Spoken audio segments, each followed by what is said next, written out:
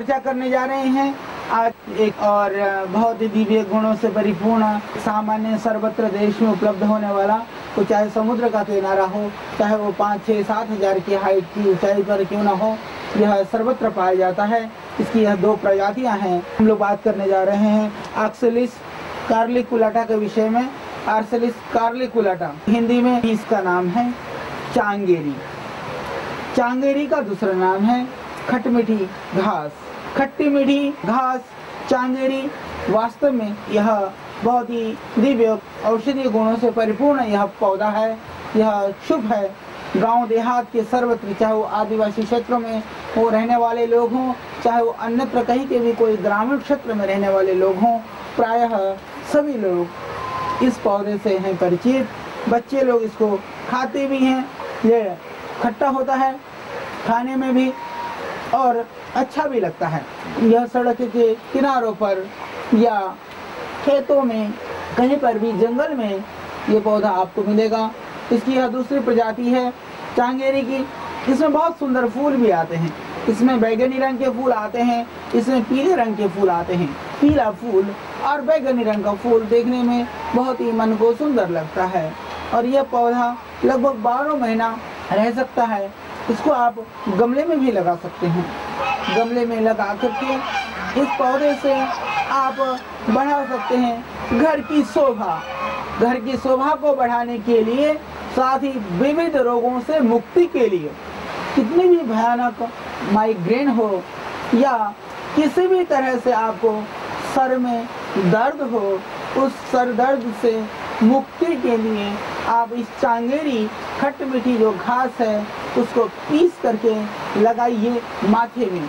यदि आप इसके पत्तों को पीस करके पेस्ट जैसा बना करके माथे पर लेप करते हैं, इससे जो सर दर्द है उससे आपको मुक्ति मिलेगी। यह बहुत ही अच्छा पौधा है, बहुत ही दिव्य गुणकारी पौधा है आपके सर दर्द के लिए। इसका दूसरा जो गुण है साइनस कफ के लिए, यह बहुत ही दिव्य प्रयोग है। उस चांगेरी को पीस करके उसका रस निकाल करके 4-4 बूंद नाक में डालें।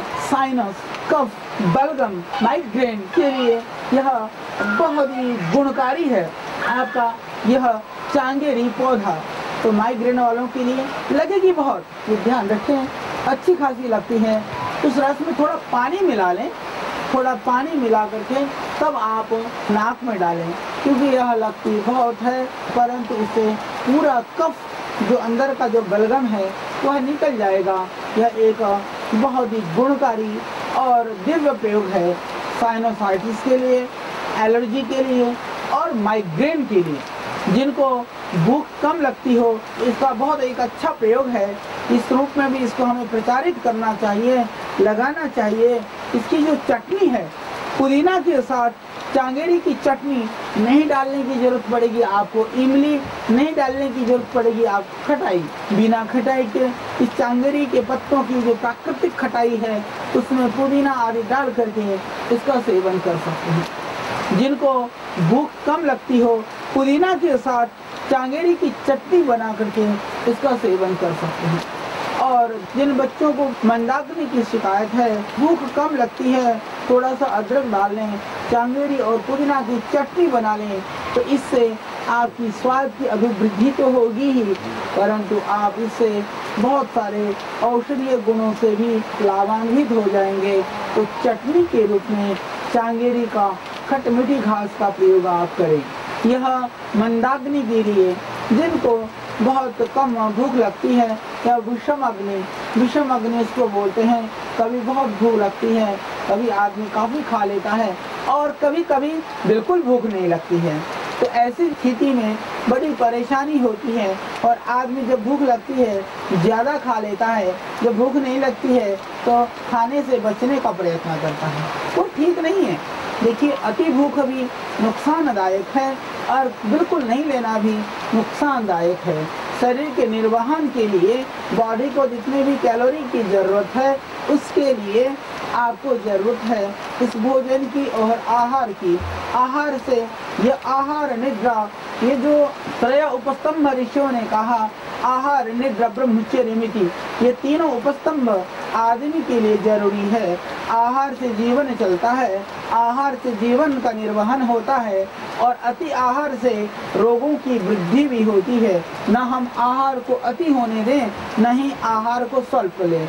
इसी तरह से आजकल परंपरा ऐसी बन गई है कि आदमी हमेशा खाने में लगा रहता है।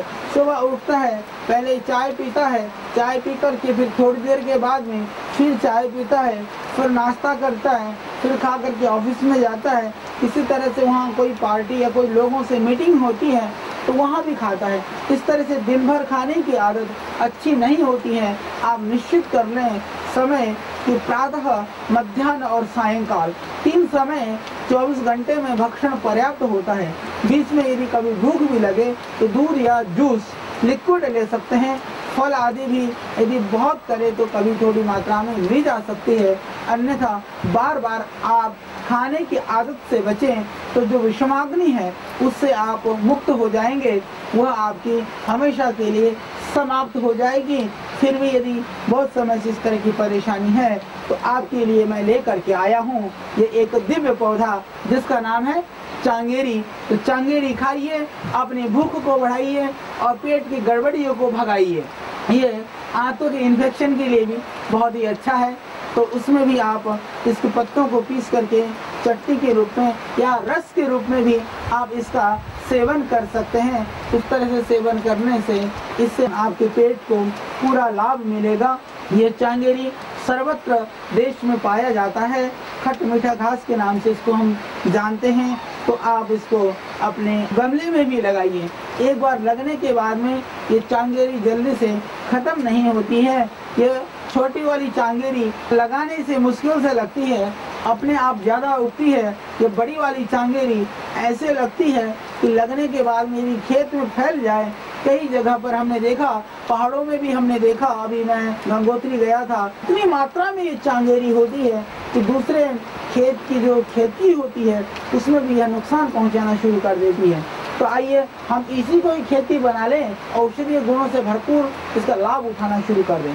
जिन माताओं बहनों को रक्त प्रदर है, रक्त प्रदर के लिए भी यदि इसको पीस करके इसमें थोड़ा मिश्री मिला करके आप रस का सेवन करते हैं तो ब्लीडिंग के लिए, रक्त प्रदर के लिए यह एक बहुत ही रामबाण है, बहुत ही दिव्य औषधि है।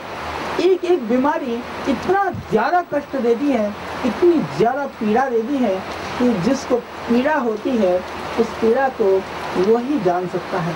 आपके इस तरह के विविध रोगों के लिए, विविध पीड़ा के लिए यह एक दिव्य जड़ी है, दिव्य यह औषधि है। इसका आप प्रयोग करिए। और जिनको बवासीर में खून जाने की शिकायत है उनके लिए भी यह बहुत ही दिव्य औषधि है। उसके लिए चांगेरी ताजी ना भी मिले, इसको आप सुखा करके इसके पत्तियों को पीस करके 1 से 2 ग्राम की मात्रा में यदि आप इस चांगेरी को प्रातः सायं सेवन करते हैं, जो आपकी ब्लीडिंग है इससे मिल जाएगी मुक्ति। चाहे वो पाइल्स में हो तो मेरी माताओं और बहनों को रक्त प्रदर की शिकायत हो, दोनों ही चीज में इससे मिल जाएगी मुक्ति। रक्त प्रदर के लिए इसमें थोड़ी सी मात्रा में आप मिश्री भी मिला सकते हैं। जो आप पाउडर बना करके रखें उसमें थोड़ी मिश्री मिला दें, या जब आप इसको ताज़ी पत्तियों को पीस करके ताज़ी पत्तियां आप लेते हैं, थोड़ा पानी मिला करके जूस निकाल करके आप इसको पिएं। फिर आप देखेंगे इसके चमत्कारिक लाभ से आप होंगे लाभान्वित। आस्था के पावन ज्ञान प्रवाह में अभी लेना होगा हमें एक छोटा सा विराम। विराम के करके रक्त जन्य जितने भी जो विकार हैं उसके लिए यह बहुत ही गुणकारी है। और जिनको कभी चोट लग जाए, कट जाए, रक्त स्राव होता हो, उस स्थिति में यदि आप पीस करके उस जगह पर इसको लगाते हैं तो उससे तुरंत लाभ हो जाएगा। और दांतों के लिए भी, जिनको दांतों में कीड़े हो उसके लिए आप इसमें लौंग, थोड़ी चांगेरी, हल्दी, सेंधा नमक और फूली हुई फिटकरी मिला करके मंजन के रूप में भी प्रयोग कर सकते हैं। या जो आपका मंजन है, जिस मंजन का आप प्रयोग करते हैं, यदि चांगेरी को थोड़ा सा पाउडर करके उसमें आप मिला देते हैं और आप प्रयोग करते हैं तो आप पाएंगे आपके दांतों के लिए, आपके मसूड़ों के लिए यह बहुत ही गुणकारी है। जिनको मसूड़ों में से पस निकलता हो, मसूड़ों में दर्द रहता हो, बहुत भयानक स्थिति हो गई हो, उनके लिए भी थोड़ा चांगेरी का रस निकाल करके उस रस में थोड़ी सी फिटकरी मिला करके यदि आप कुल्ला करते हैं तो आप पाएंगे अपने मुख के रोगों से मुक्ति। ये दंत रोग बड़ी भयानक समस्या है, उसके लिए यह अनुभूत है आपके मसूड़ों के लिए और आपके दांतों के लिए। ताज़ा मिले तो इसका रस निकाल करके और उससे थोड़ा फिटकरी मिला करके आप कुल्ला करें, मसूड़ों में धीरे धीरे उससे मसाज करें इस उंगली से। हालांकि मसाज इस उंगली से करने से ज़्यादा लाभ होता है, उससे आप अपने मसूड़ों को मसाज करिए, धीरे धीरे सुबह शाम आप मंजन करिए, उससे आपको पूरा मिलेगा लाभ। इसके अतिरिक्त यदि फ्रेश नहीं है, ताज़ी मात्रा में चांगेरी ना मिले और आपका पहले से बना हुआ कोई मंजन है तो थोड़ा सा चांगेरी का पाउडर आप मिला दीजिए अपने मंजन में। फिर आप देखेंगे आपके मंजन का जो गुण है, आपके मंजन का जो लाभ है वो बढ़ जाएगा, आपको ज़्यादा लाभ मिलेगा। तो दांतों के रोगों के लिए, मसूड़े के रोगों के लिए यह बहुत ही एक अच्छा प्रयोग है। तो इसके लिए आप इस चांगेरी का प्रयोग करिए। जिनको मैंने जैसे बताया कि मेरी माताओं बहनों को ओवर ब्लीडिंग होती हो, अति रक्तस्राव होता हो, जिनको इस तरह की शिकायत हो, उनके लिए भी यह चांगेरी एक दिव्य औषधि है, एक रामबाण है। एक और प्रयोग मैं बताना चाहता हूँ, यह बहुत ही गोपनीय है। हालांकि चांगेरी घृत आदि आयुर्वेद में उसके लिए वर्णन है। मेरी माताओं को जिनको योनि भ्रंश की शिकायत है, जो गर्भाशय है वो बाहर निकल आता है, बहुत पीड़ा होती है, बहुत भयानक रोग है ये। या जिन पुरुषों को कांच निकलता है, कांच में जो एनस भाग है वह बाहर निकल आता है, ये एक बहुत भयानक पीड़ादायक बीमारी है। हमने बहुत सारे बच्चों को भी ऐसा देखा है, गुदा बाहर निकलना या योनि भ्रंश जो गर्भाशय बाहर निकल के आता हो, उस स्थिति में चांगेरी बहुत ही एक दिव्य प्रयोग है। उसके लिए आपको क्या करना है, बहुत ज़्यादा आपके योनि भ्रंश की शिकायत हो चुकी हो तो निश्चित रूप से आप डॉक्टर के परामर्श से, गायनोकोलॉजिस्ट के परामर्श से आप उनको दिखा करके शल्य आदि करा लें, ऑपरेशन आदि करा लें। परंतु यदि प्रारंभ की स्थिति में है, स्टार्टिंग है, तो निश्चित रूप से इस चांगेरी से मुक्ति मिल जाएगी आपको। योनि भ्रंश जैसी भयानक बीमारी से हमेशा के लिए मुक्ति। जिन मेरी माताओं को योनि भ्रंश की शिकायत है, जो गर्भाशय है वो बाहर निकल आता है, पुरुषों को कांच निकलता है, कांच में जो एनस भाग है वह बाहर निकल आता है, उसके लिए आप इस चांगेरी को लगभग 5-10 ग्राम चांगेरी कोई से भी छोटी या बड़ी इस खट्टी मीठी घास को ले करके उसको अच्छी तरह से सिलबट्टे पर या मिक्सी में थोड़ा पानी डाल करके पीस लें, पीस करके उसको छान लें। छानने के बाद में फिर उसमें थोड़ी सी फिटकरी मिला दें, थोड़ी फिटकरी मिला करके फिर दो तरह से उसमें थोड़ा रुई लगा करके कॉटन में भिगो करके योनि के अंदर तक इसको कम से कम 10-15 मिनट तक धोएं और धीरे धीरे योनि को अंदर की तरफ धीरे धीरे आप धकेलें, गर्भाशय को धीरे धीरे आप अंदर धकेलें और मूल बंद जो एनस और आपका जो उपस्थ भाग है, मूल बंद लगा करके आप ऊपर की तरफ आकुंचन करें। जब आप प्राणायाम करें, मेरी माता मेरी बहनें ध्यान से सुने, आप मूल बंद लगा करके प्राणायाम करें और इससे योनि का प्रक्षालन करें। इससे योनि का संकोचन होता है, जो फैली हुई योनि है, बढ़ी हुई योनि है, निकला हुआ गर्भाशय है, उसको अपने स्थान पर लाने में और फैली हुई योनि को अपनी शेप और आकृति में लाने में यह बहुत ही कारगर और बहुत ही दिव्य प्रयोग है। सामान्य जड़ी होने पर भी यह बहुत ही गुणकारी प्रयोग है। जिन पुरुषों का कांच निकला हुआ होता है, गुदा भाग निकलता है, उनको भी शौच क्रिया के बाद में थोड़ा गणेश क्रिया ये होती है, शौच के बाद में कटा हुआ आपका नाखून होना चाहिए। इस उंगली से कोई घी या तेल रख लें, थोड़ी मात्रा में रख करके गुदा भाग के अंदर की तरफ का जो मल है उसको थोड़ा सा निकाल करके रुई से या कॉटन से थोड़ा चांगेरी के रस में भिगो करके गुदा भाग में लगाएं और धीरे धीरे गुदा भाग को अंदर की तरफ धकेलें।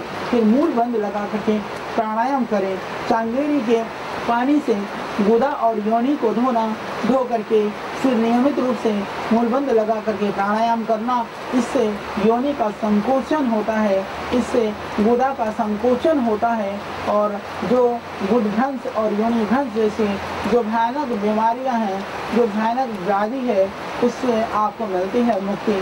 हालांकि ज़्यादा बढ़ने के बाद ऑपरेशन से ये बीमारियां ठीक होती हैं, परंतु आप प्रारंभ में इसका प्रयोग करिए तो यदि बहुत भयानक बढ़ी हुई स्थिति नहीं है तो इसको आपको 100% पूरा लाभ मिलेगा। योनि संकोचन के लिए यह एक आयुर्वेद की बहुत ही दिव्य और गुणकारी औषधि है। और जिनके मांस शिथिल पड़ गए हों, ढीले पड़ गए हों, हम चाहते हैं कि हमारे फेस की जो मांस लटकना शुरू हो जाता है, आजकल लोग विविध तरह की शल्य क्रियाएं करते हैं, सर्जरी कराते हैं। उन मेरी माताओं से, बहनों से और पुरुषों से भी आग्रह है इस चांगेरी के रस को निकाल करके सफेद चंदन मिला करके इसको धीरे धीरे आप फेस पर मसाज करें तो जो मांसपेशियों का सिकुड़न है वो अपने आप प्राकृतिक रूप से हो जाएगा। जो लटकी हुई जो मांस है, जो लटकी हुई जो झुर्रियाँ हैं, वो झुर्रियाँ भी इससे खत्म हो जाएंगे।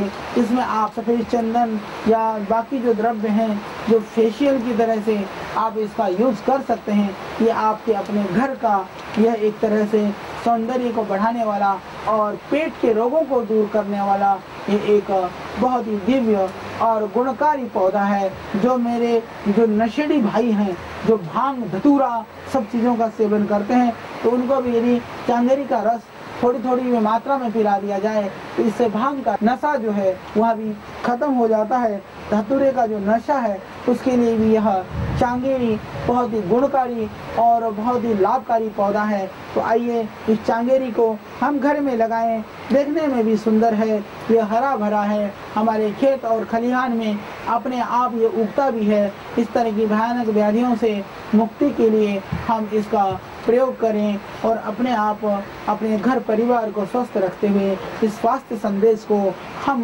देश के प्रत्येक मनुष्य, मैं यूँ कहूँ कि देश के अंतिम व्यक्ति तक हमें इस संदेश को पहुँचाना है। इन जड़ी बूटियों के लाभों से और गुणों से हमें सबको परिचित कराना है।